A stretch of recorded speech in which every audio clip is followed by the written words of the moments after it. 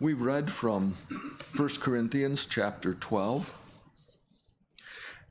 in preparation for our brother Dan's exhortation entitled Birth Order. Brother Dan?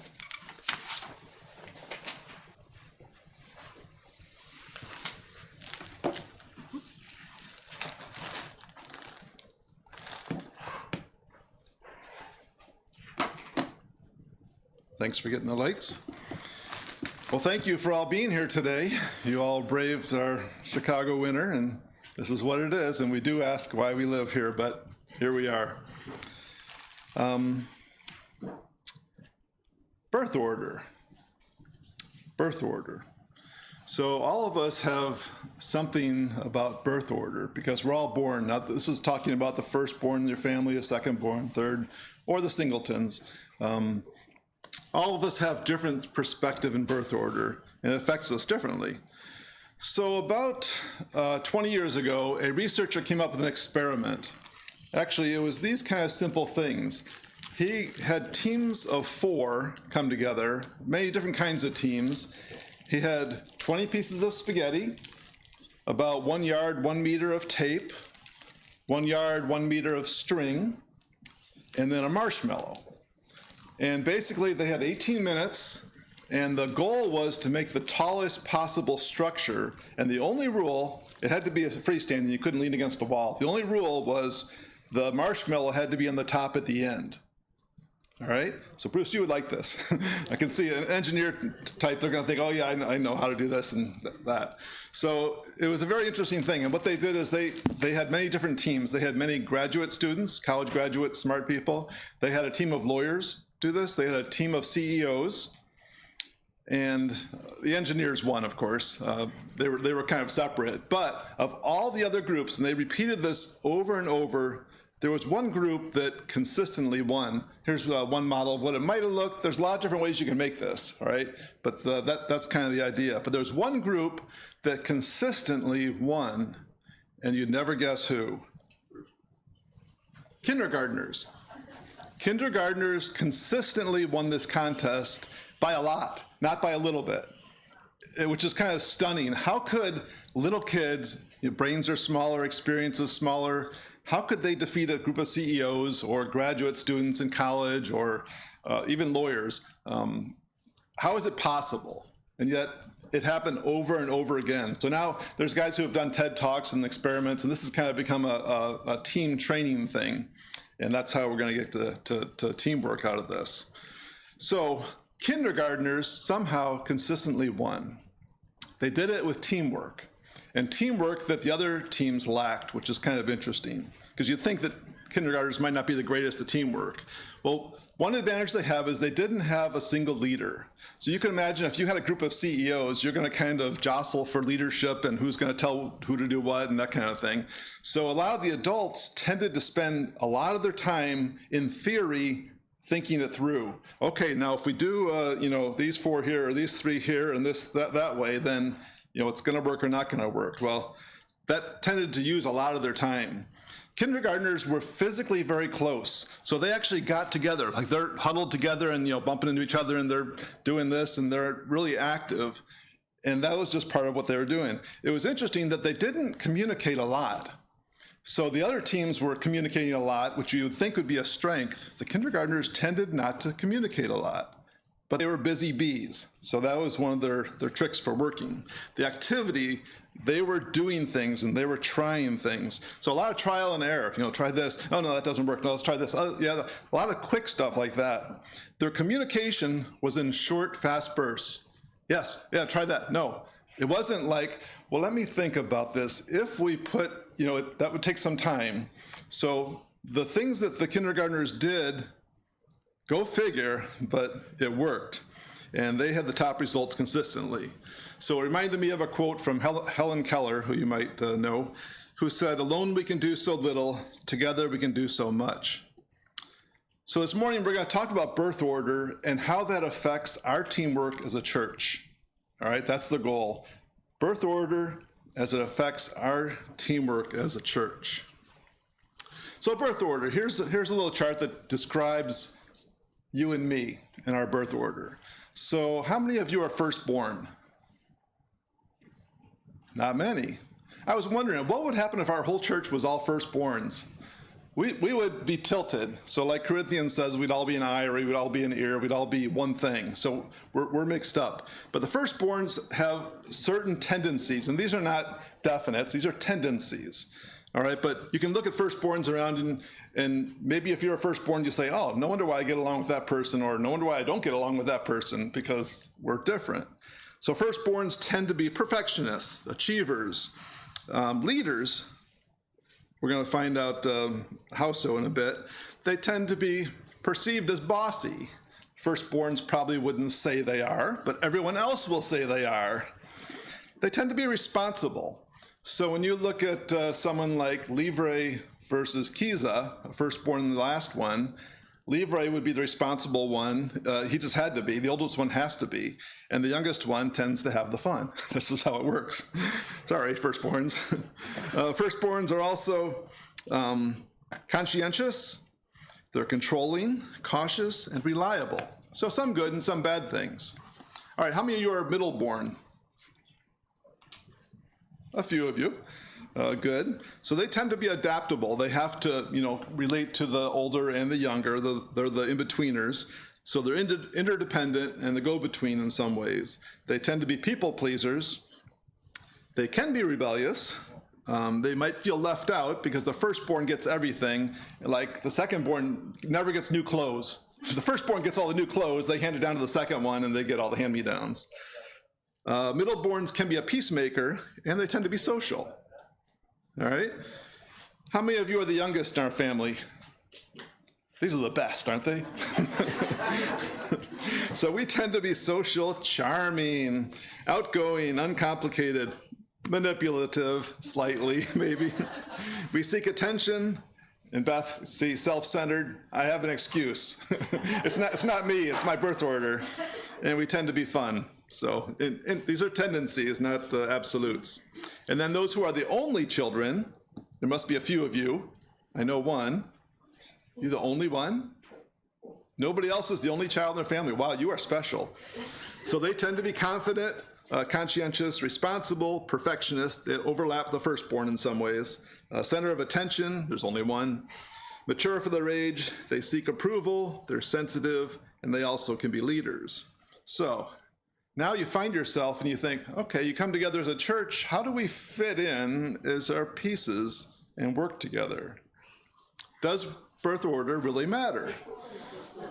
Well, I can tell from looking at this, these people are very different. And I can tell from birth order, it wasn't that we were born that way. I think our parents raised us very differently. The firstborn gets all the rules. My brother had a pretty strict curfew at night. My sister had a very strict curfew. I had no curfew at all. I could stay out till 3 a.m., and I did, playing poker. 3 a.m., no sweat at all, no rules, no expectations. And I'd tell my mom in the morning, yeah, I was out to 3 playing poker. And that was it. The youngest ones tend to get away with a lot. So I think in a lot of ways, yes, birth order does matter. The oldest ones, they say, I make the rules. The middle ones, they say, well, I'm the reason for rules, apparently. And the youngest say, well, rules aren't for me, so I don't obey the rules. And you can probably look at people like myself, maybe like, okay, now I know why Dan doesn't obey rules. Well, see, it's the birth order thing. It's nothing to do with me. You might not know, but CEOs tend to be firstborns. Not always, but by a bit. So the youngest actually pull up the rear with the least, and the middle pull their fair share. But the firstborn tends to be the dominant leaders in society. So, what is your birth order, and does it matter? That's what we're going to get at. I'd like to look at some Bible examples of birth order. Some of these, you can guess who this one is. That is Cain and Abel, sure. So there's a whole bunch of different examples I was thinking of, and you can just think in your mind these people and what went on in their environment. I think it's interesting, Shem, Ham, and Japheth. Shem is not the oldest, but he's always listed first. Go figure. When you chase that down, you'll find he's not the oldest. But each of these other ones has many issues. So like Aaron, Moses, and Miriam. You remember when Miriam and Aaron stand up against Moses. Well, who's the youngest in the family? Moses. And he's the guy who gives the law. And the youngest don't obey the law. So he ends up marrying a Midianite woman. And apparently his brother and sister thought that was not okay. So it's just interesting when you look at birth order and each of these issues. David and his brothers, when he gets anointed, and of course his brothers are saying, who's this kid? He's not the one, don't pick him. So there's always some sibling rivalry that goes on throughout Scripture. So today we're going to look at 2 examples in Scripture and then our own, I hope. First one is in Luke 15. So if you'd like to open your Bible, look at Luke 15. I think you know the story. Luke 15, starting at verse 11. This is a story of the prodigal son. This is Jesus' parable. So I'll read part of it, and I think you'll get the flavor. So Luke 15, starting in verse 11. Jesus said, "A certain man had 2 sons. The younger of them said to his father, 'Father, give me the share of the estate that falls to me.' And he divided his wealth between them." I assume the firstborn got double. The youngest one probably got whatever, half of that.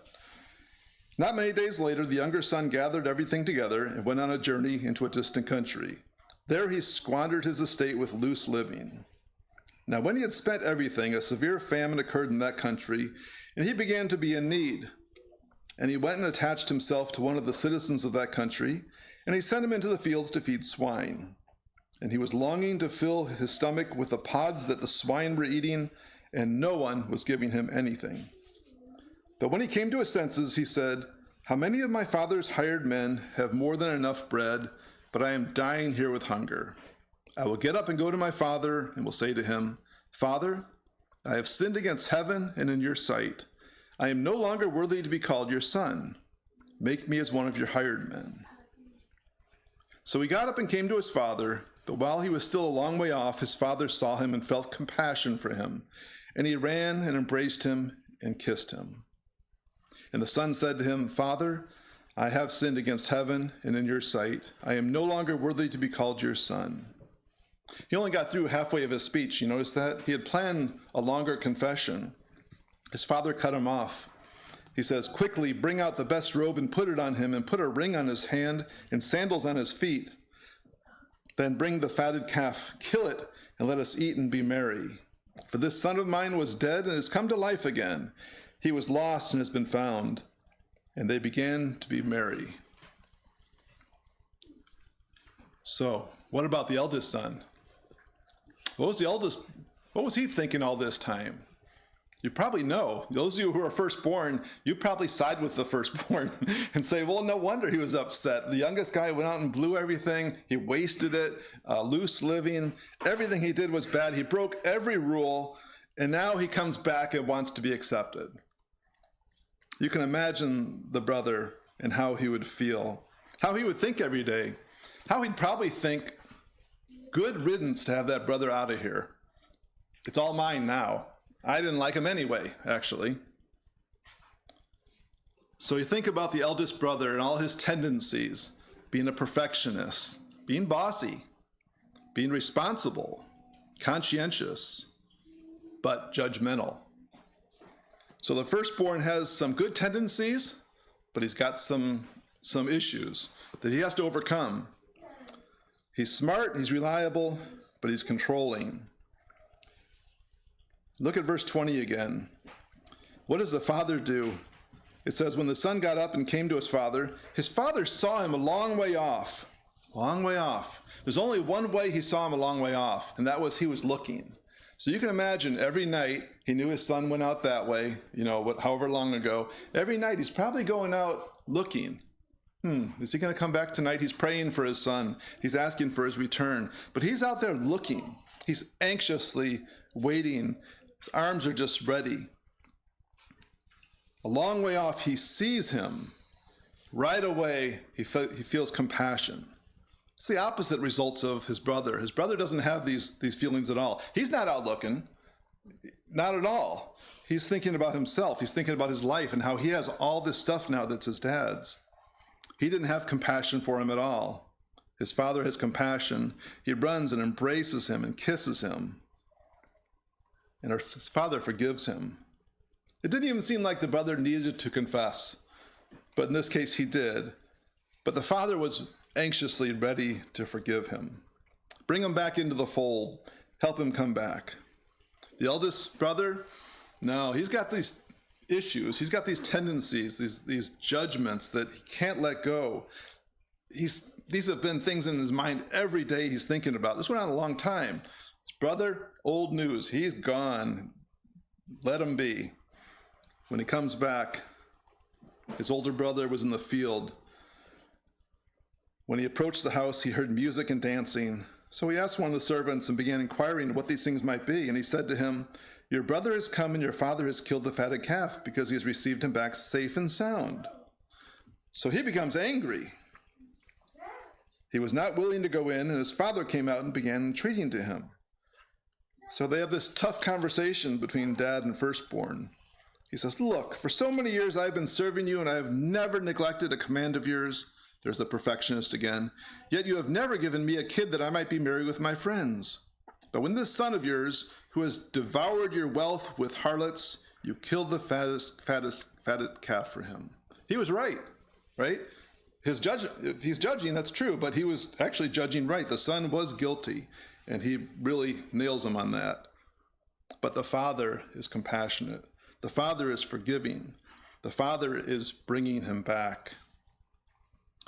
So we can only think about this oldest son and think how we relate to the oldest son in our days, in our families, in our church, and how we care about our brothers, and how we forgive our brothers, and how we are our brother's keeper.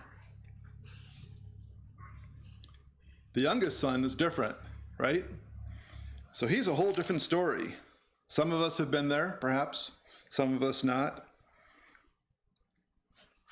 I assume most of us can relate to him, though, because we all sin. When we sin, we come back to the Father and ask for forgiveness. And we know the Father is going to anxiously embrace us and forgive us. But it's hard when you've gone so far and done so much. You have these tendencies of the youngest son. You're charming, you're fun, but you break rules. You're manipulative. You're self-centered. Some of us can relate to that. Some more naturally than others, from birth order. So the youngest son comes back, and his father does forgive him. And it's interesting how the story ends. Jesus gives us the lesson. We don't know what happens with the brothers, but he says, "We had to be merry and rejoice, for this brother of yours was dead and has begun to live. He was lost and has been found."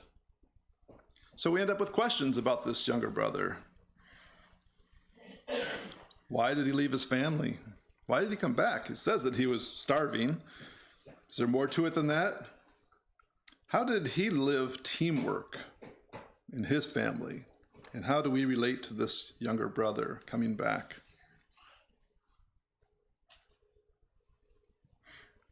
Some lessons just for older and younger ones of these ones.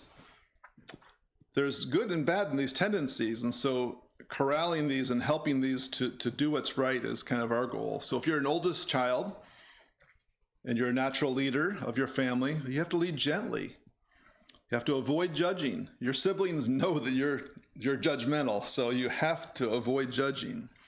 Act responsibly and be the spiritual leader. Not just a leader, but be a spiritual leader. I think if you're a middle child, your strength is a peacemaker, so you need to be a peacemaker to your family. Communicate more, bring them together, stay flexible, and be a spiritual helper. And us youngest ones, well, unfortunately, we have to obey the rules, which is sometimes hard to do. We need to be more selfless and not selfish.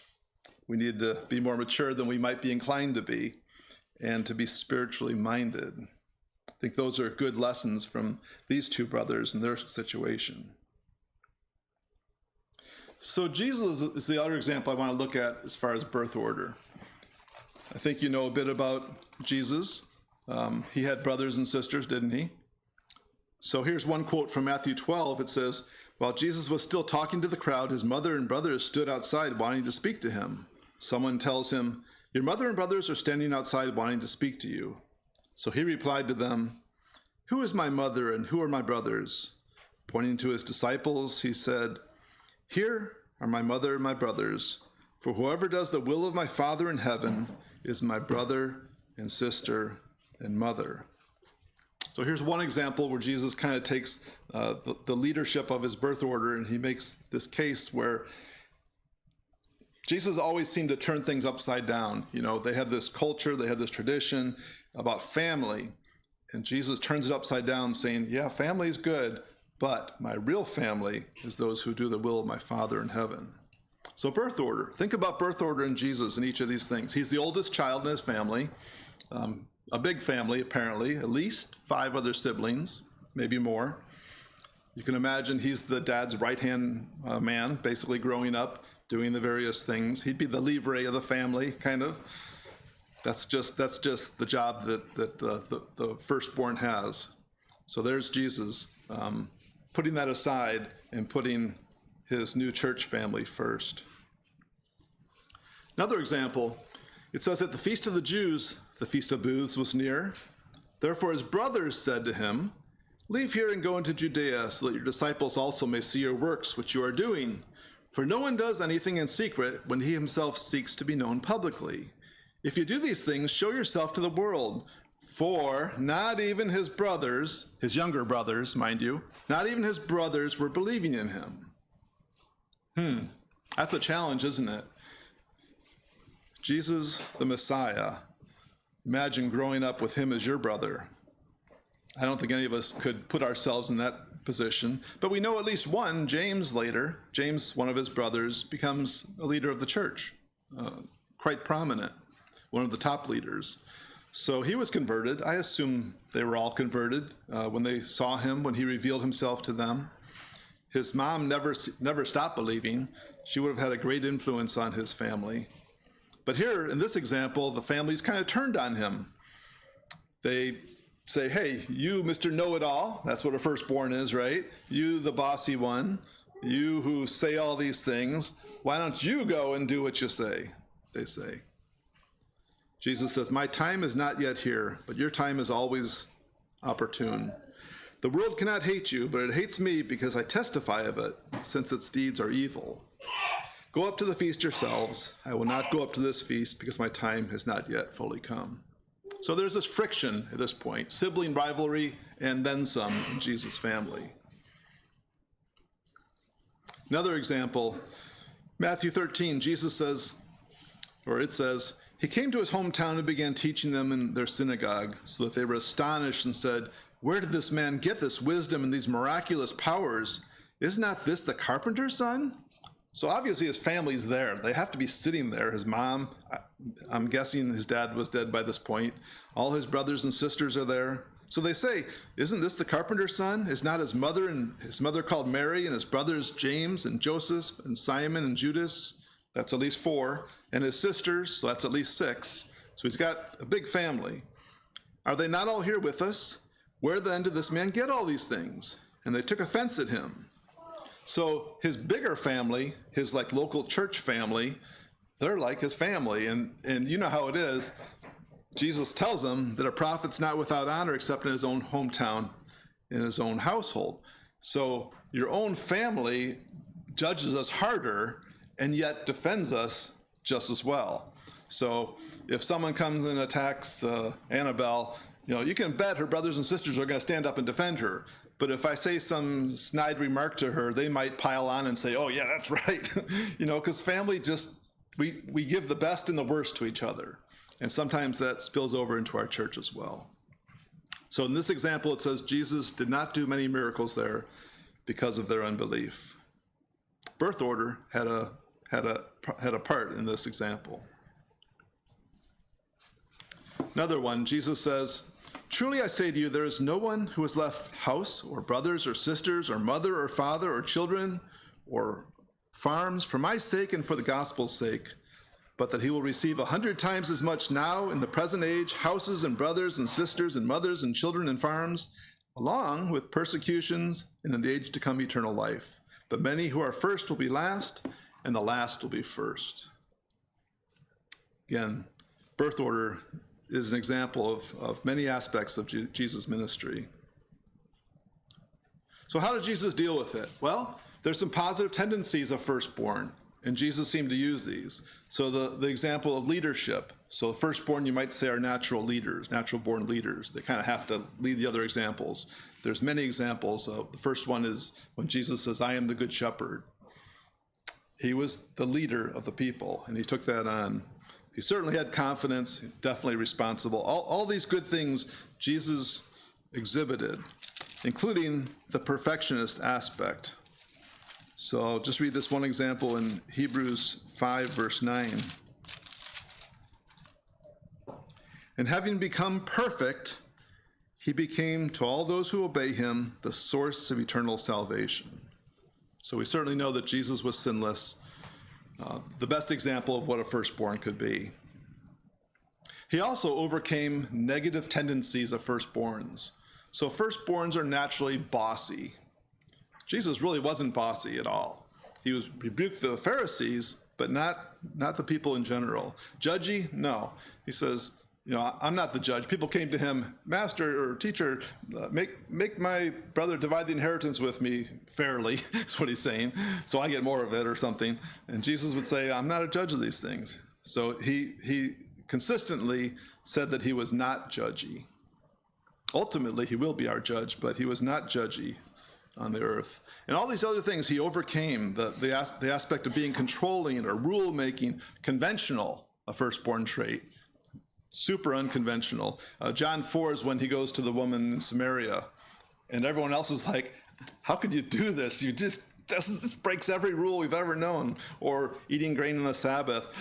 How could you do these things? Or healing on the Sabbath. Jesus was super unconventional in everything he did, and he was not acting like a know-it-all. A few verses about this. Romans says, for whom he foreknew, he also predestined to be conformed to the image of his Son, that he might be the firstborn, that Jesus might be the firstborn among many brethren. That's interesting. Another one, Hebrews says, for to which of the angels did God ever say, you are my son, today I have become your father? Or again, I will be his father and he will be my son. And again, when God brings his firstborn into the world, he says, let all God's angels worship him. Comes through quite a few times in the New Testament. Another place in Hebrews says, but you have come to Mount Zion, to the city of the living God, the heavenly Jerusalem. You have come to thousands upon thousands of angels in joyful assembly, to the church of the firstborn.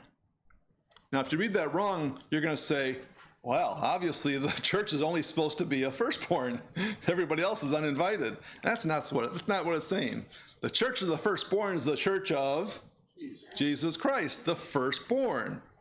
So we're all members of the church of Jesus Christ, Yeshua, Messiah, of the firstborn, whose names are written in heaven. You have come to God, the judge of all, to the spirits of the righteous made perfect, to Jesus, the mediator of a new covenant, and to the sprinkled blood that speaks a better word than the blood of Abel. Another one in Colossians. A lot of firstborns in the New Testament. The Son is the image of the invisible God, the firstborn over all creation. For in him all things were created, things in heaven and on earth, visible and invisible, whether thrones or powers or rulers or authorities, all things have been created through him and for him. He is before all things, and in him all things hold together. He is the head of the body, the church. He is the beginning and the firstborn from among the dead, so that in everything he might have the supremacy. Revelation says, grace and peace to you from him who is and who was and who is to come, and from the seven spirits before his throne, and from Jesus Christ, who is the faithful witness. The firstborn, again, the firstborn from the dead, and the ruler of the kings of the earth. So, what about us? What about us in birth order? How does this all fit in for us? I like that picture, by the way. It's a great picture. Steve Oster's right in the middle there. It's like, oh, wow, this is awesome. We'll have to do another one, but this one, every picture is going to be different. We take it again, we have a whole different crowd. We don't have the trees. We're missing our steeple. But here we are. What about us? How do we improve our teamwork as a church? Well, Jesus said, "Truly I tell you, unless you change and become like little children, you will never enter the kingdom of heaven." See the picture, Beth? Unless we become like little children, you will never enter the kingdom of heaven. So think back to that experiment.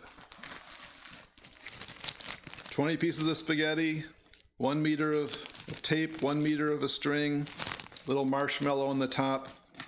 These little kindergartners beat all the adults. The little kindergartners, the little children. How could they do it? Well, they had teamwork, just like what we need. They didn't have a single leader. We don't have a single leader here. Jesus is our leader. We don't have one here. We need to follow their example of being physically very close. It's hard for us. Like, we live, an hour or two this way and that way, virtually. How can we be physically very close? We need to think about this. This is one of the keys of what the kindergartners did. And I think it's a key for us. So if we have church service here, well, if we're physically able and don't have hindrances, we need to be here. Sunday school follows. I think we need to stay here for Sunday school. I think we need to attend whatever church things we have going on. If it's a gathering or Bible class or whatever event, we need to physically be together. There's teamwork in just being together. That's important for us. The activities they did is they were active, right? They weren't just talking, they were active. So we need to get active doing things. Each year when we do spring cleanups or fall cleanups, we're active working together. It's a great experience. You get to see what people do and just, chatter and get along and be productive together. We need to think of more things together we can do, particularly preaching. So we're weak preaching together. We need to think and talk and find ways that we can actually do preaching together. Activities. Follow the children. Lots of trial and error. Activities. Lots of communication, short bursts, and we will get results. So the psalmist says, how good and pleasant it is when God's people live together in unity. That's our goal, teamwork. Did you know, we're getting to the end here, but did you know teamwork, that word is not found in the Bible? I had no clue.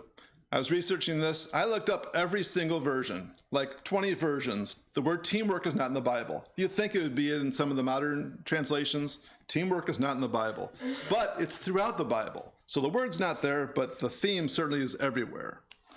Paul says, I appeal to you, brothers and sisters, in the name of our Lord Jesus Christ, that all of you agree with one another in what you say. Clear enough. Teamwork. Ecclesiastes says that two are better than one because they have a good return for their labor. If either of them falls down, one can help the other up. It's Ecclesiastes 4. Paul again says, just as the body, though one, has many parts, but all its many parts form one body, so it is with Christ. Even so, the body is not made up of one part, but of many. And that was part of our reading this morning. Proverbs says, as iron sharpens iron, so one person sharpens another. Teamwork. And Paul in Ephesians says, instead, by speaking the truth in a spirit of love, we must grow up in every way to Christ, who is the head. Under his control, all the different parts of the body fit together, and the whole body is held together by every joint with which it is provided. So, when each separate part works as it should, the whole body grows and builds itself up through love.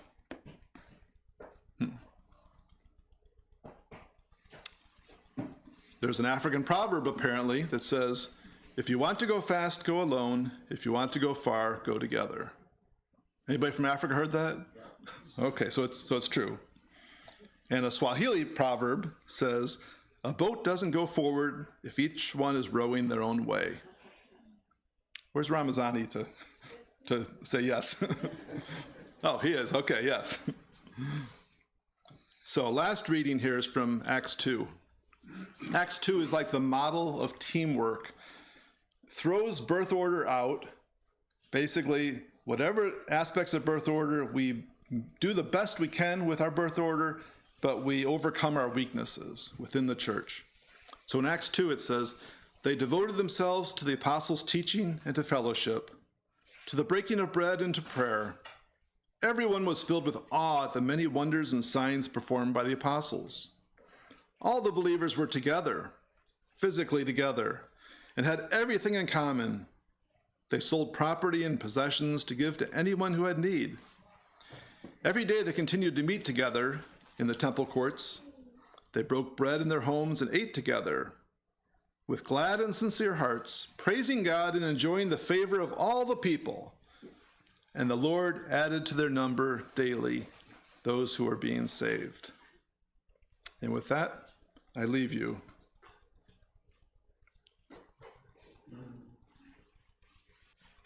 Remember,